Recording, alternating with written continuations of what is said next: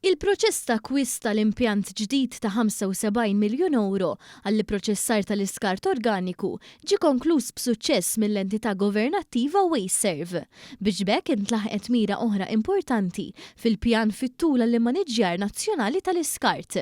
Il-proġett li wkoll kofinanzjat minn fondi Ewropej b'kontribuzzjoni ta' madwar 45 miljun euro jirrappreżenta pass sinifikanti ieħor li se jkompli jsaħħaħ l-infrastruttura relatata u nkiseb ġimgħa biss wara li tħabbru riżultati rekord fil-ġenerazzjoni ta' enerġija rinnovabbli mill-iskart organiku.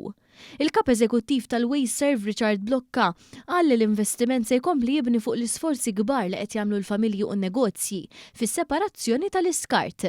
Dan hekk kif l-iskart organiku laħaq livell rekord ta' 30 miljun kilogramma s-sena l-oħra b'riżultat ta' diversi inizjattivi mill-Gvern.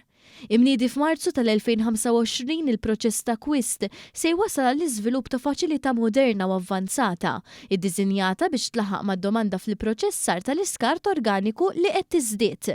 La darba l-impjant jibda jopera fi żmien sentejn se jkun kapaċi jipproċessa madwar 74,000 tunnellata ta' skart organiku fis-sena. Dan il-materjal imbagħad jiġi konvertit f'enerġija rinnovabbli fil-forma ta' elettriku kif ukoll f'kompost ta' kwalità għolja li se jkompli jmexxi lil pajjiż lejn ekonomija aktar ċirkolari.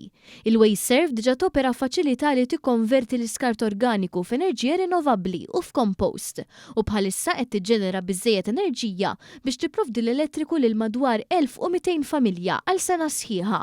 L-impjant il-ġdid se jżid mod sinifikanti din il-kapaċità. Min barra l-prestazzjoni operattiva natat importanza kbira lid-dissin tal-impjant li ġie mfassal biex jintegra sewwa mal-ambjent tal-madwar.